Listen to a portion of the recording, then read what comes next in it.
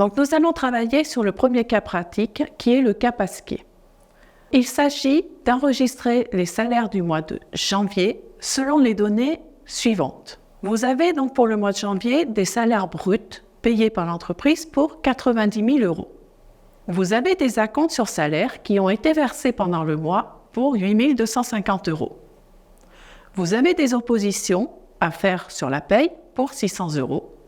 Et enfin, le PAS, prélèvement à la source, qui a été comptabilisé pour 2 580,51 €. Vous avez ensuite les éléments de paye suivants. Donc, les cotisations salariales s'élèvent à 447,28 € pour la contribution au remboursement de la dette sociale, 8 135,30 € pour la contribution sociale généralisée, 5 660,76 € pour l'assurance vieillesse, 4 843,62 € pour la retraite complémentaire et enfin 700 € pour la complémentaire santé, c'est-à-dire la mutuelle.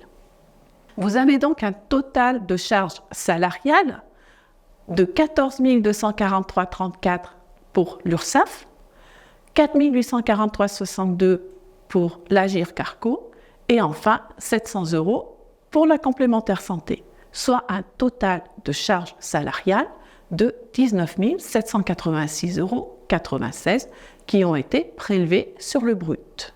Vous avez ensuite le montant des cotisations patronales.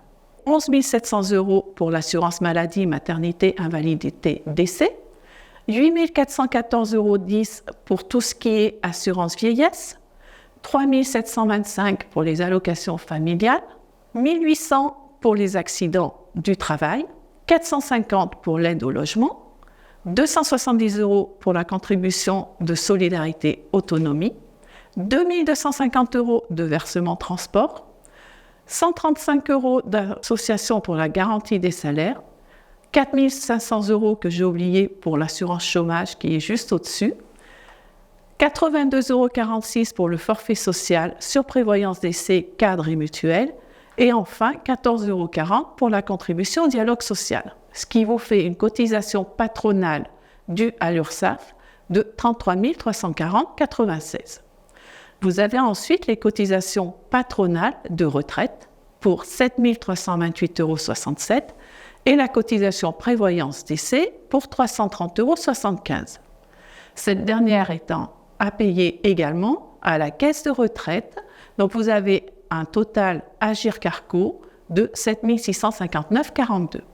Et enfin, vous avez la part patronale de la mutuelle pour 700 €.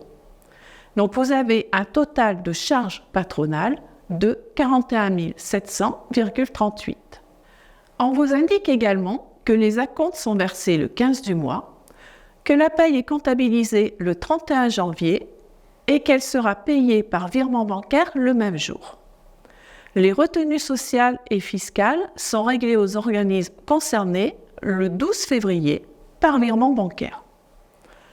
On vous demande d'enregistrer les écritures de paye dans le journal des OD, opérations diverses.